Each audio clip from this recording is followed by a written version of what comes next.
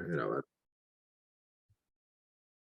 Vamos a orar. Padre que estás en el cielo, te damos gracias por la oportunidad de estar juntos. Señor, gracias, Señor, por tu amor.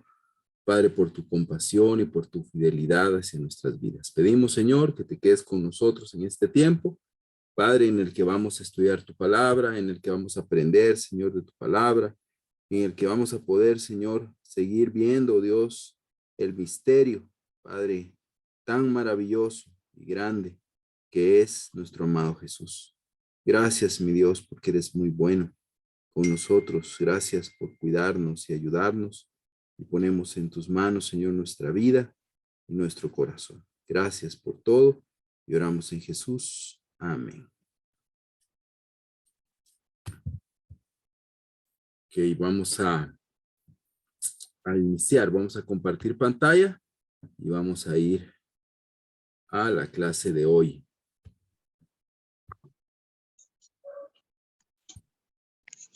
Okay. Bueno, es número 6. Hoy vamos a terminar el curso, ¿verdad? Hemos tenido ya 6 clases, ¿verdad? Sobre la persona de Jesús, ¿verdad? Hemos estado, pues tuvimos la introducción cuando hablamos sobre la cristología, qué es la cristología. Luego vimos sobre las herejías, ¿verdad? ¿Recuerdan esa clase donde estudiamos las herejías? Y vimos todo lo que tiene que ver ahí con las herejías. Luego hablamos sobre la persona de Cristo, sobre Jesús hombre, Jesús, y la última clase, Jesús Dios, ¿verdad? Como Dios. Hay una clase ahí que se me va de la mente, no recuerdo, porque hay una quinta clase, ¿verdad? No recuerdo de qué tratamos. Esa ha de haber sido la tercera clase, pero esta es la clase número 6. Vamos a tener hoy las últimas 2 clases. Hablamos de Jesucristo, ¿verdad? Como hombre y Jesucristo como Dios. Y hoy vamos a hablar de la unión de ambas naturalezas. La clase de hoy, pues es una clase, que yo les quisiera decir que es la clase, los nombres de Cristo. Gracias, muy bien, Rita. 100 puntos, ahí puntos extras para Rita. Los nombres de Jesús, correcto. Gracias. Entonces, esta clase realmente es un misterio. Lo que hoy veremos es algo que realmente es un misterio que los teólogos han tratado, ¿verdad? Los estudiosos, ¿verdad? Han tratado ahí de, este, de explicar, más bien, ¿verdad? De comprender y de explicar, ¿verdad? Pero no es nada sencillo. Entonces, pero vamos a tratar, ¿verdad? Vamos a hablar un poquito hoy de esa unión. Vamos a terminar con un video, ¿verdad? Que aunque no está hablando necesariamente de esa unión, pero sí está hablando de esas naturalezas y cómo conviven. También nos va a ayudar mucho, ¿verdad? A poder comprender. Entonces, bueno, vamos a ir a la clase número 6 de Cristología. ¿Y qué es lo que vamos a ver hoy? Es la unión de las dos naturalezas. La unión de las dos naturalezas.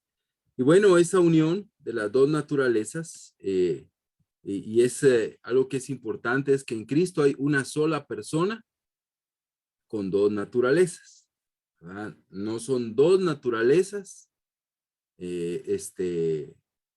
no son dos personas, perdón, y dos naturalezas, sino una sola persona en la que conviven, en la que están unidas dos naturalezas. Y ese es el gran misterio, ¿verdad?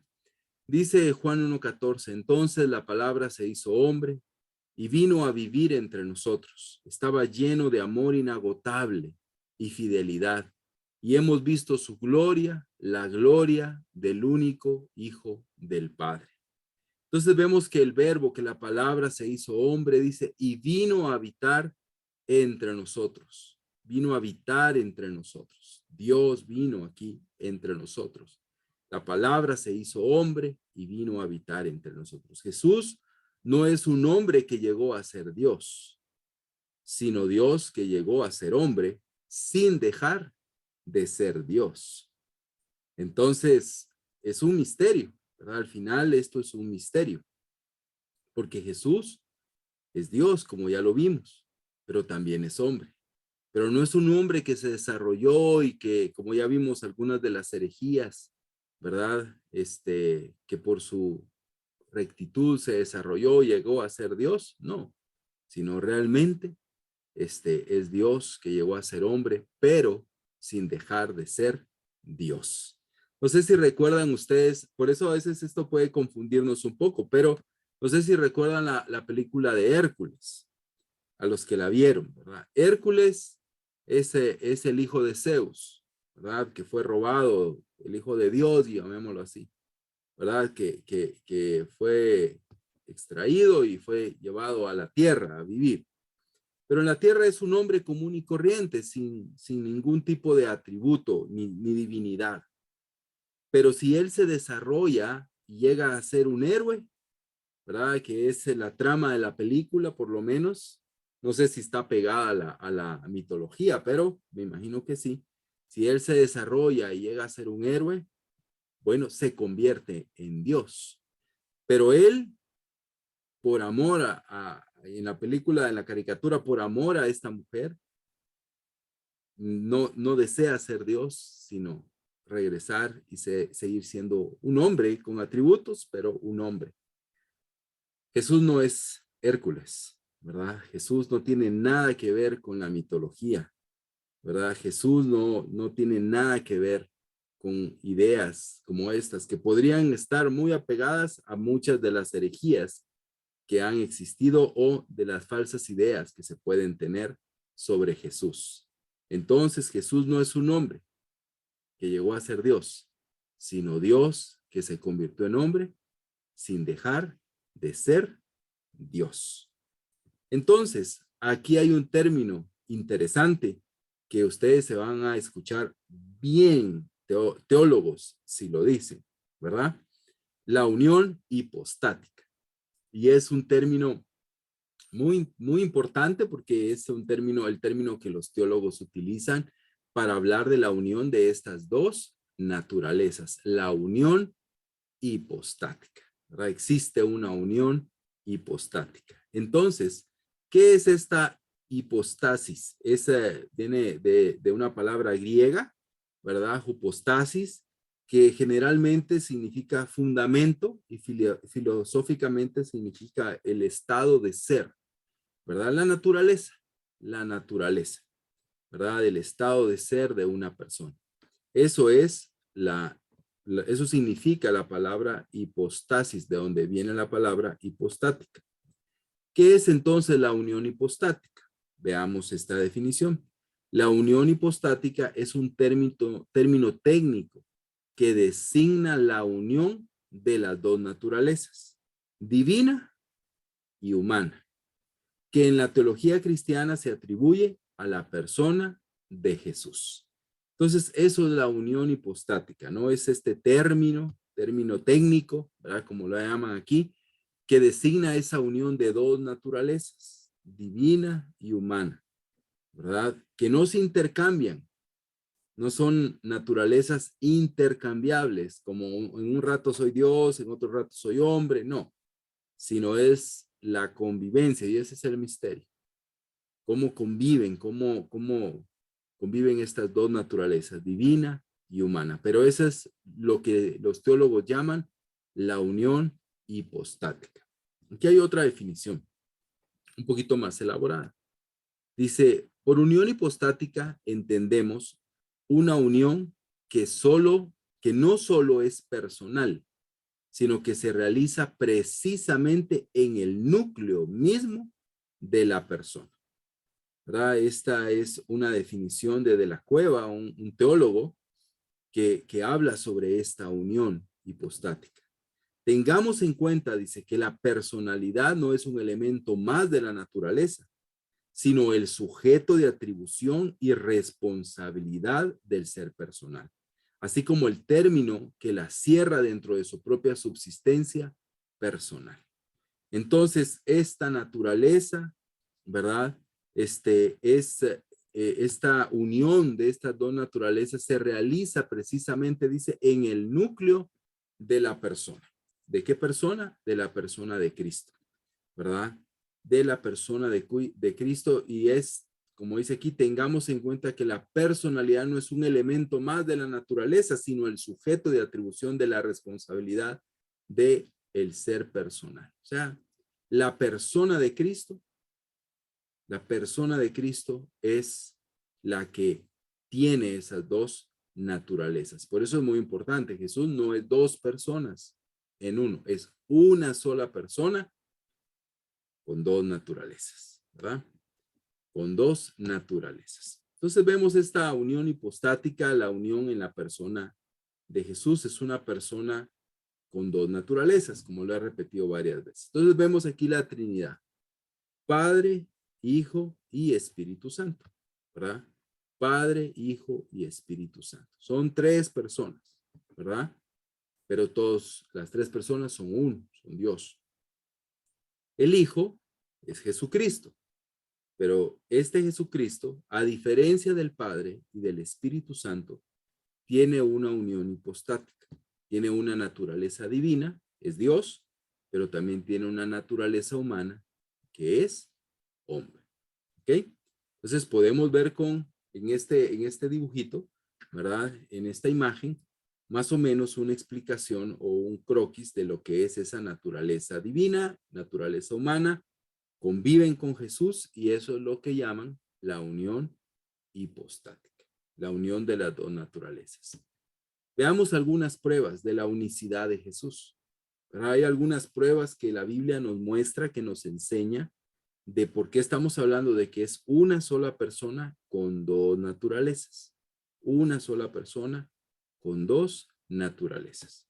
Una prueba es que cuando Jesucristo habla de sí mismo, se expresa como un solo yo, que se dirige al Padre como a un tú y a otros hombres, ¿verdad?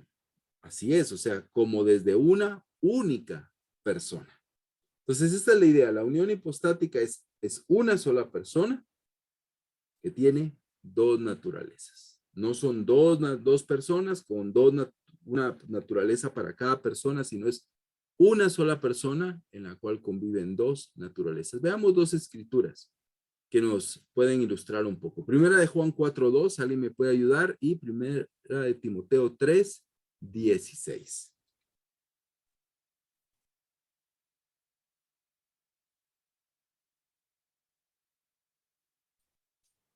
Quien los tenga lo puede leer, por favor.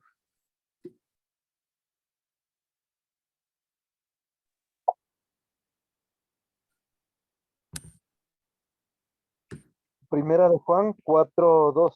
Ujú. En esto conocer el Espíritu de Dios.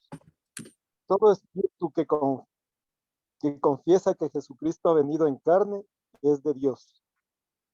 Ujú. ¿Cómo vino Jesucristo? Vino en carne. ¿Ok? ¿Verdad? Habla de una sola persona y que vino, o sea, que vino de lo alto, tiene esa naturaleza divina, pero que es Dios, ¿verdad? Pero se hizo carne. Gracias. Primera de Timoteo 3:16. Hay una Sin doxología. duda, no hay duda de que la verdad revelada de nuestra religión es algo muy grande. Cristo se manifestó en su condición de hombre, triunfó en su condición de espíritu y fue visto por los ángeles. Fue anunciado a las naciones, creído en el mundo y recibido en la gloria. Ujú. Gracias. Una gran escritura, ¿verdad? Es una adoración, lo que le llaman una doxología, ¿verdad? Que aparece ahí al final del capítulo 3. Entonces habla de esa grandeza de esa sección, ¿verdad? Jesús es hombre, fue recibido, fue en espíritu, habla en diferentes maneras porque la doxología tiene poesía, pero habla de esas naturalezas, pero que conviven en un solo hombre. Entonces, vemos que Jesús siempre que habla de sí mismo se expresa como solo yo, o sea, como una sola persona, ¿verdad? No dice mi yo espíritu, mi yo divino o mi yo hombre, no. Él no tiene dos personalidades, dos personas, es una sola persona. ¿Qué otra prueba podemos encontrar? De una sola y misma persona de Jesús se afirman atributos, poderes, dignidades, acciones, etcétera, que convienen a una de las dos naturalezas e incluso se atribuyen a Cristo los atributos de la naturaleza cuando su persona es designada con atributos de la otra naturaleza. O sea, cuando se habla de los milagros de Jesús, se le atribuyen a la persona de Cristo. Cuando se habla de la resurrección de Jesús, se habla de la persona de Cristo.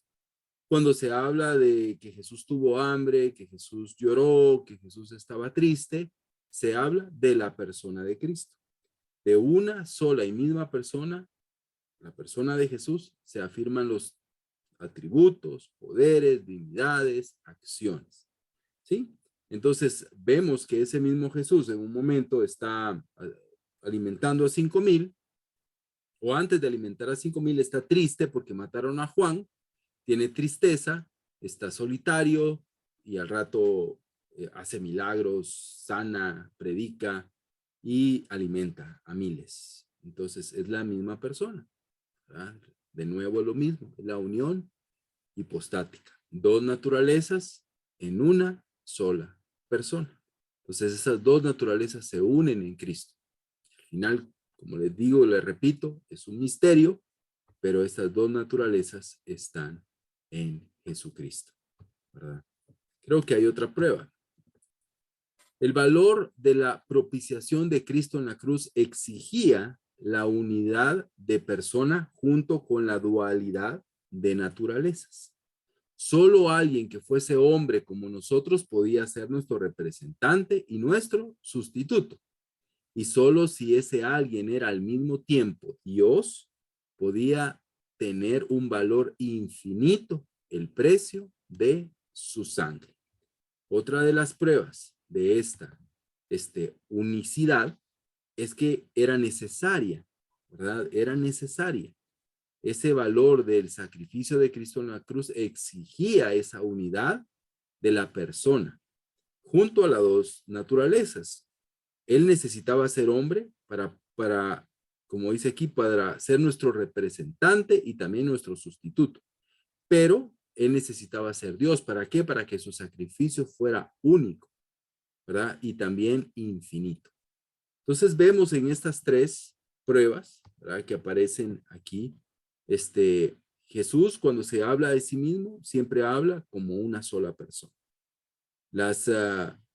Los atributos, poderes, dignidades, divinidades y acciones de Cristo se atribuyen a una sola persona, ¿verdad? Así como también sus rasgos humanos a una sola persona. Y era necesario que en una sola persona, que es Cristo, conviviera la unicidad de las dos naturalezas, para que Él fuera nuestro sustituto, pero también para que Él fuera nuestro sacrificio perfecto para nosotros poder acceder también al Padre. ¿Ok? Vamos a ver estas escrituras de por qué es necesaria, ¿verdad? Esta unión hipostática.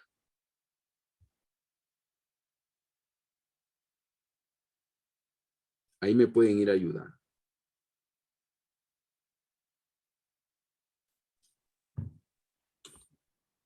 Pues hay solo un Dios y solo un mediador que puede reconciliar a la humanidad con Dios y es el hombre, Cristo Jesús. Amén. ¿Verdad? Entonces aquí vemos la necesidad, porque era necesaria esa unión hipostática, ¿verdad? Primera de Timoteo nos lo enseña con mucha claridad, ¿verdad? De que era necesario esa unión, ¿verdad? Para poder nosotros acceder al Padre. Hebreos capítulo 2, por favor. Hebreos capítulo 2, versículo del 17 al 18. Gracias, Calanchi. Por lo tanto, era necesario que en todo sentido Él se hiciera semejante a nosotros, sus hermanos, para que fuera nuestro sumo sacerdote, fiel y misericordioso delante de Dios. Entonces podría ofrecer un sacrificio que quitaría los pecados del pueblo, debido a que Él mismo ha pasado por sufrimientos y pruebas, puede ayudarnos cuando pasamos por pruebas. Gracias. Entonces vemos otra escritura muy importante. Hebreos es un libro muy cristológico, muy cristológico. Bueno, entonces, ¿qué vemos acá, verdad? Que Él vino por nosotros, dice, era preciso, era necesario, ¿verdad? Que en todo se pareciera a nosotros, fuera un hombre como nosotros, para poder ser así ese sacerdote fiel, ¿verdad? Compasivo al servicio de Dios a fin de obtener el perdón por nosotros. Entonces, esta unión era necesaria. Capítulo 4 de Hebreos, versículo 15 al 16.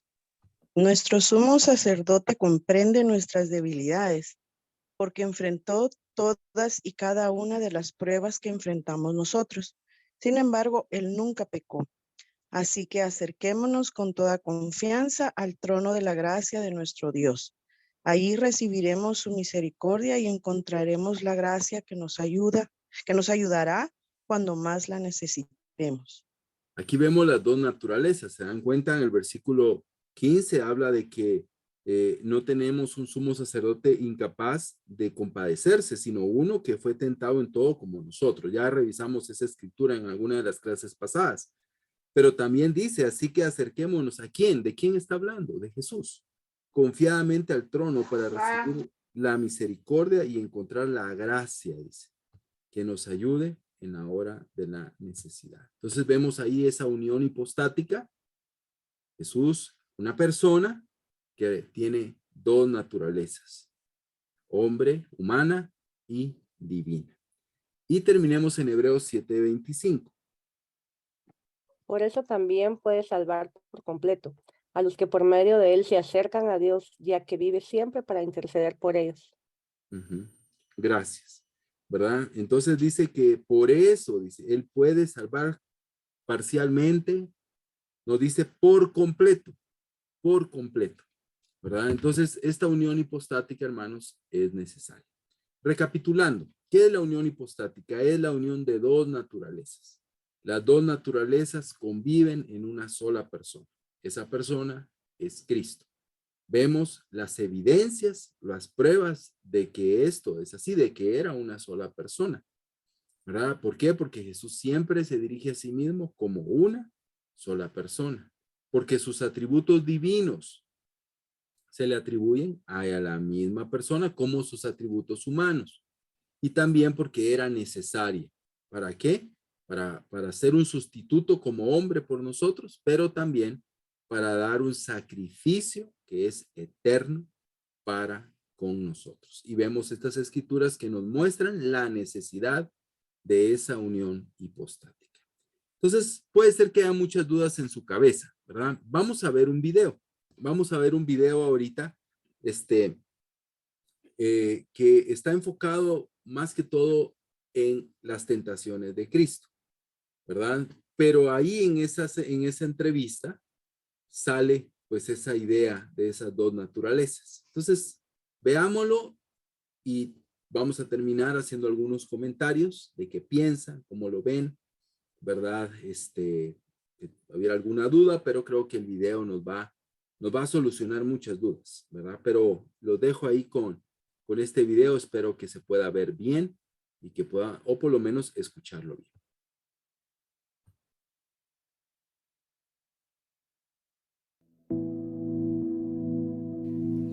La pregunta es que si era imposible pecar, por eso no pecó, o era posible pecar y decidió no pecar. Y la pregunta es ¿por qué no tenemos un sumo sacerdote que no pueda compadecerse de nuestras debilidades, sino uno que fue tentado en todo según nuestra semejanza, pero sin pecado? Entonces, si es imposible para Cristo pecar, ¿cómo puede entender la tentación que nosotros tenemos entonces?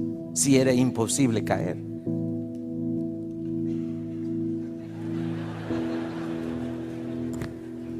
Bueno, los teólogos utilizan ciertas frases, a veces del latín, del griego. Lo que acaba de decir Michael ¿podía Cristo pecar? Esa es una cosa que se ha dicho. La otra es, ¿podía no pecar? Y la otra es, no podía pecar. Y lo que entiendo de las Escrituras es que Jesucristo cae en esa última categoría que he mencionado. Él no podía pecar. No es que no podía pecar, que podía no pecar. Posse non peccare, dice el latín. Posse non peccare, podía no pecar. Yo creo que eso es erróneo, falso también. Él no podía pecar. Porque Él es Dios desde la eternidad a la eternidad. Él nunca comenzó a ser Dios. Nunca en ningún sitio, en ningún momento fue engendrado. Él es desde la eternidad, como el Padre es desde la eternidad y el Espíritu es de la eternidad. Él es el eterno Hijo de Dios. De manera que Él no podía pecar, absolutamente. Él es el amarteitos. Amartía es pecado, y amartano, pecar, el verbo. Y la A adelante significa no o sin. Él es el impecable, sin pecado. No hubo ningún instante en su vida, ni en la eternidad, ni en la vida terrenal, en la que Él hubiese podido pecar. Entonces la cuestión, la pregunta, disculpen que extienda esto un poquito, no quiero que mis respuestas sean breves, cortas, las mías. A los demás, cada cual es responsable por lo que haga. Gracias. Quiero que mis respuestas sean breves. ¿Por qué fue Cristo tentado? Mateo capítulo 4 y Lucas 4. ¿Por qué fue tentado? Precisamente Él fue tentado para demostrar que no podía pecar. Él no fue tentado para ver si podía pecar. Fue tentado para demostrar que no podía pecar. Es como los ingenieros que construyen un puente sobre el río que atraviesa una carretera. Construyen el puente, lo terminan, y cuando lo terminan, lo prueban. ¿Para qué lo prueban? ¿Para ver si ese puente se va a caer? No, lo prueban para demostrar que no se va a caer. Cristo fue tentado, no para ver si podía pecar, sino para demostrar que no podía pecar. Y es un tema que se estudia en el aula y se discute. A mí me gustaría extenderlo y hablar, pero la pregunta es, si Él no podía pecar, yo sí puedo. ¿Cómo me puede entender Cristo si yo puedo y Él no podía? ¿Cómo es posible que me pueda entender entonces? Bueno, Él te puede entender porque precisamente para eso es para lo que Dios se humanó. Dios se encarnó, y para eso es que Él es el segundo Adán, el postrer Adán. Él no hizo lo que el primer Adán hizo. El primer Adán fue probado, y el primer Adán deliberadamente fue engañada Eva, pero Adán no. Él pecó deliberadamente. Bueno, el Señor Jesucristo fue sometido a prueba para eso, para demostrar que Él no podía pecar. Dios no puede. Mire, si decimos que Él podía pecar, estamos diciendo que Dios puede pecar. Y si Dios puede pecar, entonces sí, hemos armado un lío de seculum seculorum y de Padre y muy Señor mío. Es que estamos postrados delante de un misterio que es la unión hipostática, que Cristo es una sola persona con dos naturalezas. Entonces yo creo con todo mi corazón lo que mi hermano acaba de decir. Cristo no podía pecar porque su naturaleza divina le protegía de todo tipo de pecado. Pero yo creo que también si solamente pensamos en su naturaleza divina, podemos tener la idea de que le fue fácil la tentación, porque es Dios. Pero Hebreos 2 dice que Él sufrió siendo tentado. Entonces, tenemos que exaltar también la genuina humanidad de Cristo y que no fue algo fácil para Él. Y eso es lo que nos ayuda a comprender de que Él intercede con compasión y con entendimiento. Una ilustración que me ayuda en eso es pensar en la verdadera naturaleza de la tentación. A veces pensamos de que nosotros entendemos más la tentación porque cedemos tan pronto.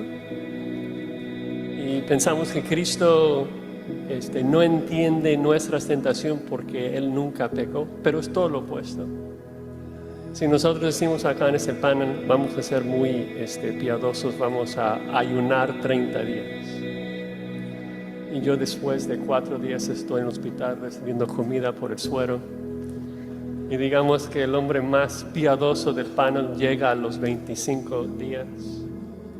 Sería razonable si yo me encuentro con esa persona y digo, uy, es que no entiendes el hambre que yo sentía después de 4 días, porque tú duraste mucho más. O sea, no tiene ningún sentido. Y ninguno de nosotros tenemos idea de qué tan fuerte hubiera sido la tentación de comer después de 30 días, porque jamás, duramos eso, caímos. Cristo es el único que entiende la tentación, porque es el único que lo soportó toda su vida sin pecado. Y eso es lo que le capacita para comprendernos y para interceder por nosotros en la mejor forma posible. Entonces, no podía pecar, pero no es porque su experiencia humana no batallaba con el pecado. Sí, es también importante entender que no es lo mismo naturaleza que persona. Eso es importantísimo. Todo el que estudia teología sabe que eso hay que diferenciarlo. Toda persona tiene una naturaleza, pero no es lo mismo naturaleza que persona. La persona divina de Jesucristo, Dios Hijo, tiene una naturaleza divina propia de su persona. Persona divina posee naturaleza divina. Pero cuando el Señor se encarna, esa persona divina con naturaleza divina incorpora en sí mismo una naturaleza humana, que es lo que le hace manifestarse, comportarse como si fuese un ser humano. Cristo no es dos personas. Él no es persona divina y persona humana. Él es una persona divina que posee su naturaleza divina, que ha incorporado una naturaleza humana. Y Él es tentado en la esfera de su naturaleza humana. Lo dice allí en Santiago 1:17, creo que es. Dios no tienta a nadie, ni Él puede ser tentado con el mal. De manera que Cristo no fue tentado como Dios. Él fue tentado en la esfera de su naturaleza humana, de su humanidad. Dios no puede ser tentado. Eso es lo que hay. Tal vez es importante porque aquí estamos pisando un terreno misterioso y santo, y hay que tener cuidado, porque la persona de Cristo, para mí lo más misterioso de toda la Biblia es la persona de Jesús, porque la naturaleza humana de Cristo de ninguna manera debilitó su naturaleza divina, pero de la misma manera su naturaleza divina no hizo de Cristo una especie de Superman. Él era humano, realmente humano, y era divino, realmente divino. Hay un concilio que se celebró en Calcedonia que definió esto muy bien. Dice, las dos naturalezas no se intercambian, no se influencian, no se mezclan. Voy a usar aquí, perdonen, una palabra en latín, no es para hacer, pero es que no conozco otra, es la palabra tertium quid. ¿Qué significa eso? Una tercera cosa que no es ni una cosa ni la otra cosa.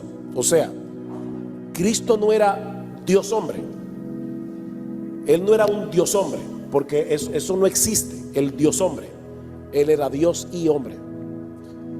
Y por lo tanto, podemos decir, porque tal vez la pregunta puede ser, ¿era real la tentación?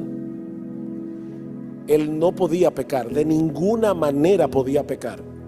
Pero después de 40 días de ayuno, cuando el diablo le dijo, dile a esas piedras que se conviertan en pan, yo creo que no sería blasfemo ni aventurado pensar que Cristo comenzó a salivar. O sea, es una persona que tiene hambre, es un ser humano como tú y como yo, y la Biblia dice expresamente, tenía 40 días sin comer y tuvo hambre. Y el diablo le dice, di que esas piedras se conviertan en pan.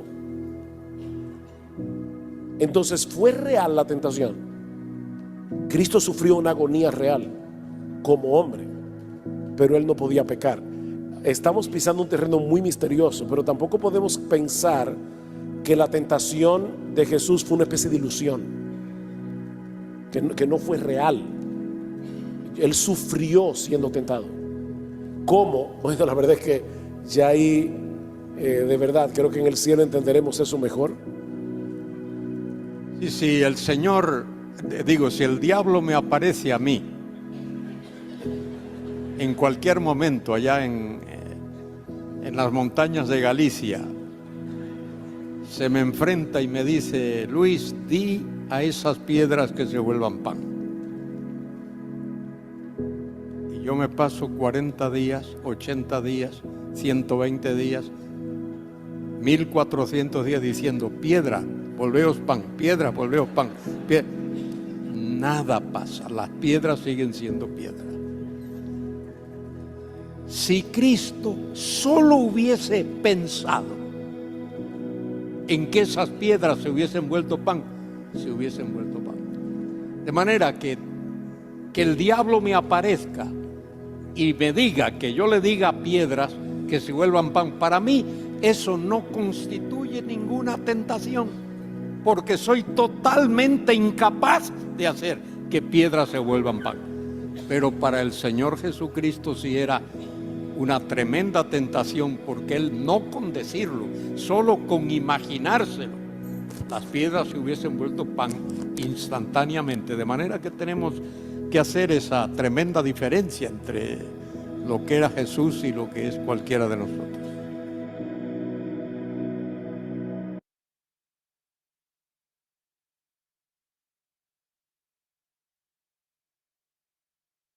Ok, bueno, bueno, antes de ir a los comentarios, solamente les recuerdo ahí la lectura de los últimos capítulos del libro. Espero que lo hayan disfrutado mucho.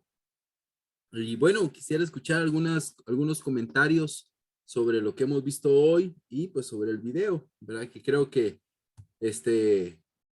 yo veía en el video cuánto es un tema difícil, hasta entre ellos se quedaban viendo, ¿no?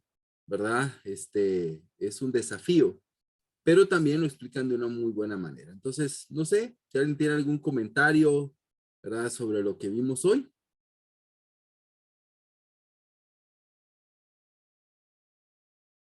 ¿Todo bien? Ok, bueno, pues ahí lo que vamos a hacer en esta semana, ¿verdad? Bueno, como les decía, esta es la última clase. Luis Carlos. Sí, pues primero que nada, gracias Pablo por lo que compartías y por todas las clases que nos has impartido. A mí algo que me gustó, y lo decían en el video, ¿verdad? Cómo es que él ya traía la naturaleza divina y cómo es que adoptó esa naturaleza humana, ¿verdad? Y al final como que las dos hicieron una, que es lo mismo que veníamos hablando, y cómo todo eso fue necesario para un propósito aún mayor, que creo que eso tal vez no somos como que tan conscientes muchas veces. no somos como que conscientes de esa parte, de esa necesidad que había de que Jesús también fuera también esa naturaleza humana, porque él ya venía con la naturaleza divina, más sin embargo, era también necesario que él tuviera y adquiriera esa naturaleza humana, formando una sola naturaleza para lo último que leíamos, ¿no? Para salvarnos y para comprendernos y para hacer ese sumo sacerdote, ¿verdad? Entonces, me gustó cómo lo expresaron en el video porque creo que es algo que tal vez nosotros no lo teníamos tan en cuenta o no habíamos profundizado mucho en ello, ¿verdad? Pero eso me gustó y pues gracias. De nada. Sí, y a mí me gustó esa parte también de cómo enfocan la tentación, ¿verdad? De que la tentación, no por ser alguien que no puede pecar, no es tentación y no puede comprender, sino eso lo capacita, porque él tuvo que soportar por 30 y pico años todo ese tipo de tentaciones, no pudo pecar, ¿verdad? No pudo, no podía hacerlo, pero no por eso dejaba de ser una tentación, ¿verdad? Para él. Y por eso puede comprendernos, que era la pregunta, ¿no?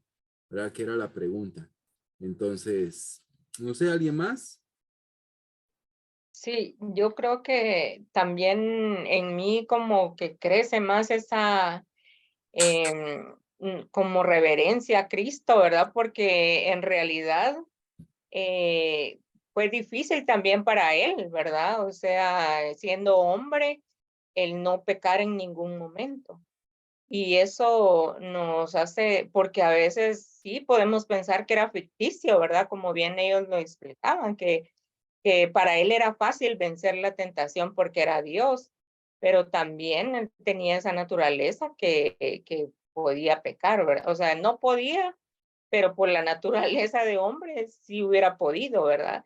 Entonces hace crecer más esa reverencia y esa admiración a Cristo Jesús, ¿verdad? Por lo que él tuvo que contener también para salvarnos, ¿verdad? Sí, así es. Sí, me gustó como lo dijo ahí Josías Grauman, que dice, estamos postrados, ¿no? Ante un misterio, ¿verdad? Entonces, creo que eso es así, debemos de... Y también me gustó lo que decía otro Michelin, ¿no? Decía, es Cristo, la persona de Cristo es el misterio más grande de las escrituras, ¿verdad? Y yo no lo había visto así, pero tiene mucha razón. Después de ver este curso de nuevo y todo lo que hemos estado leyendo y estudiando, sí, la verdad que sí, es un gran misterio. Michelle. Gracias, buenas noches. Pues algo que me hizo a mí como comprender mejor fue el ejemplo del puente.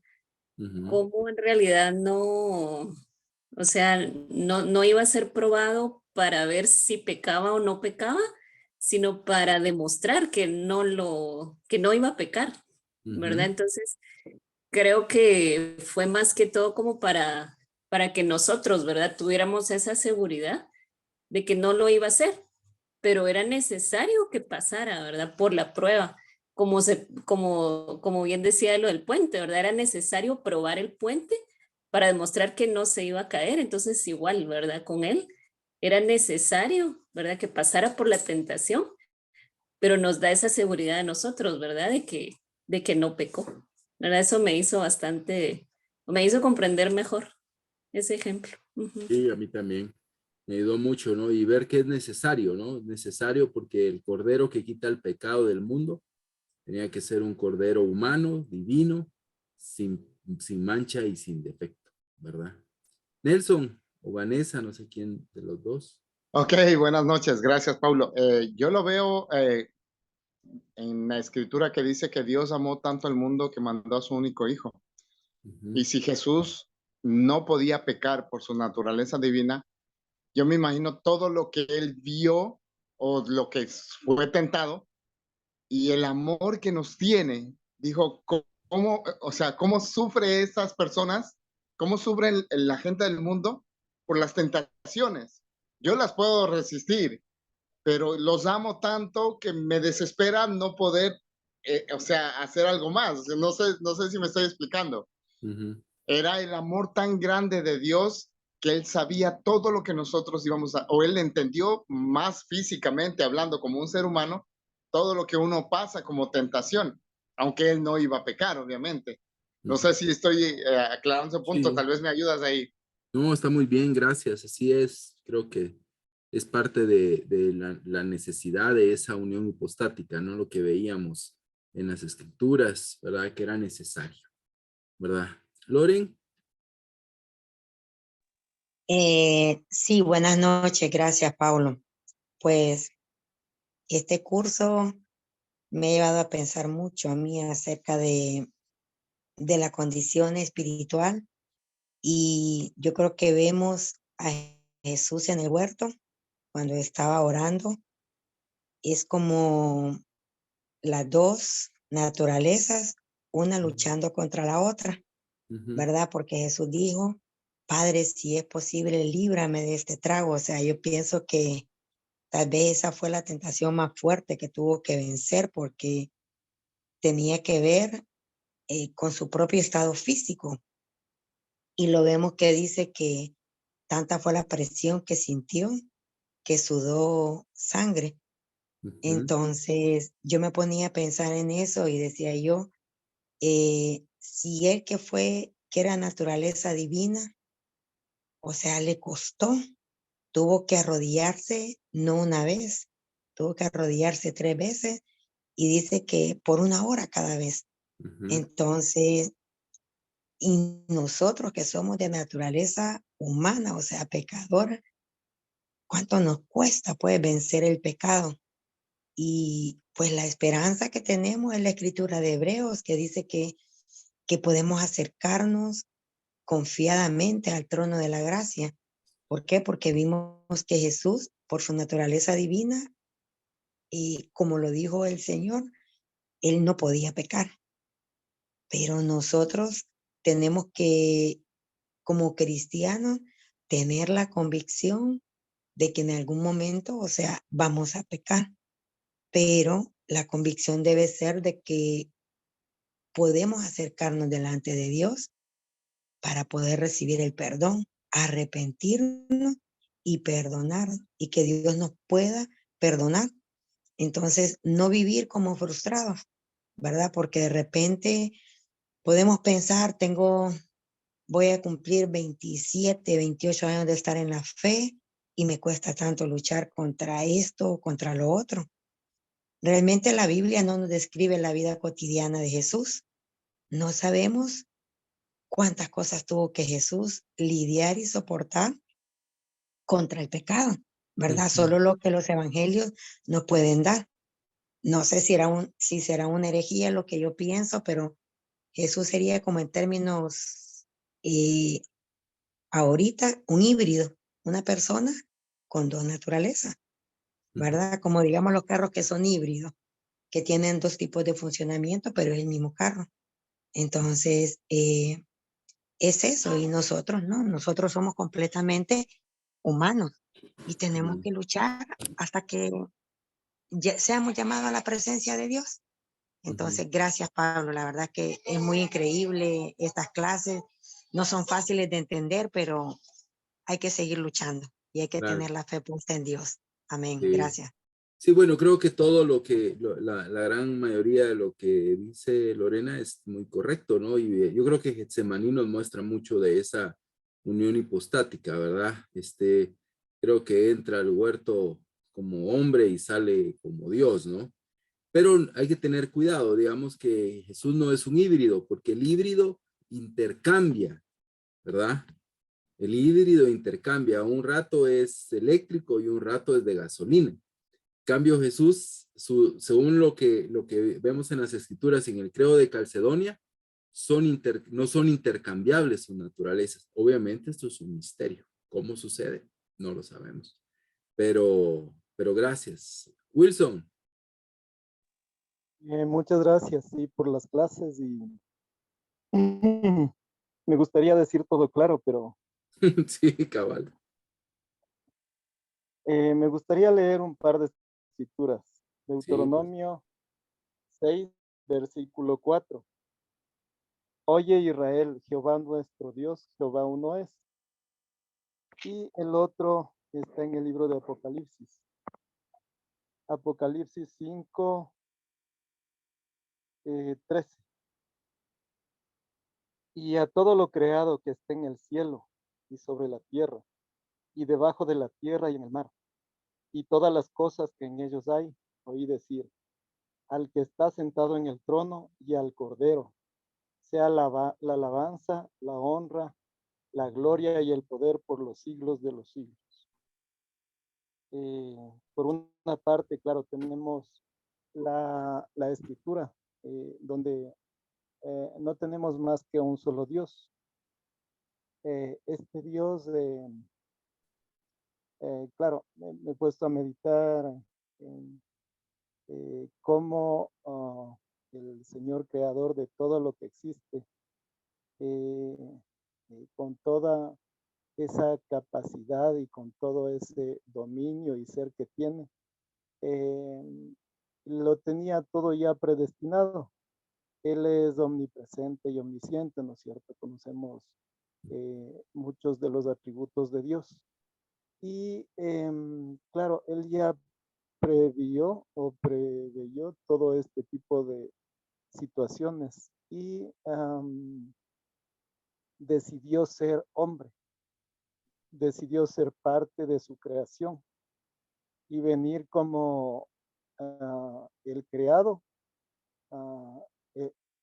y el creador. Al mismo tiempo el creado, el Hijo de Dios, oró al Padre que estaba en el cielo. Justo el ejemplo de la hermana que habló hace poquito, perdón. Y claro, vemos a ese Dios tomando la forma humana y por amor, únicamente por su esencia, por lo que Él es. Entonces, claro, lo único que a nosotros es hacer lo que está en este último versículo de Apocalipsis. Que toda la alabanza, la honra, la gloria y el poder por los siglos de los siglos sean para Dios. No nos queda más que agradecer que nos haya tomado en cuenta y en acción para que podamos conocer parte de su propósito. Eso nomás, y muchas gracias por las clases que cada vez ayudan a acercarnos al conocimiento de Dios. Eso, Paulo, muchas gracias. Gracias, Wilson. Buen cierre. Excelente cierre. Sí, así es, ¿verdad? No nos queda más que agradecer y postrarnos delante de Dios por su gran amor y misericordia hacia cada uno de nosotros. Hermanos, bueno, terminamos, ¿verdad? Terminamos ya este año de Profundiza. En las próximas semanas estaremos ahí, pues, diseñando el programa para el próximo año, para ver qué actividades podemos tener en Profundiza el próximo año y cursos.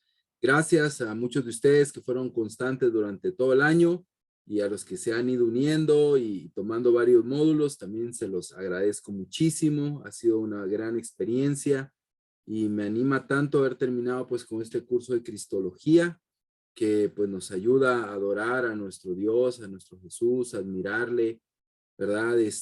La verdad que yo les escucho a ustedes y veía el video y al preparar la clase, pues me siento honestamente inmerecedor, ¿verdad?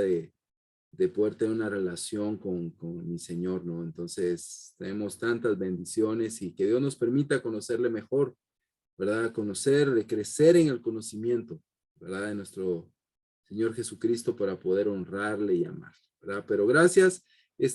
Trataré de irles compartiendo algunos videos sobre el tema de Cristología para que terminen ahí de repasar, ¿verdad? El tema y ya subiré una tarea final nada más para poder ahí repasar lo que hemos estado hablando. Pero les voy a mandar ahí algunos videos que les van a poder servir. Pero gracias a todos ustedes. Pues que Dios me los bendiga, que pasen bueno, ahí nos vamos a seguir viendo algunos, ¿no? Pero que pasen un fin de año excelente, ¿verdad? Excelente ahí para que Dios pueda bendecirles, animarles y gracias ahí de nuevo por todo este año. Que estén muy bien. Gracias, Pablo. Muchas gracias, Pablo. Feliz. Muchísimas gracias. Igual, felicidades.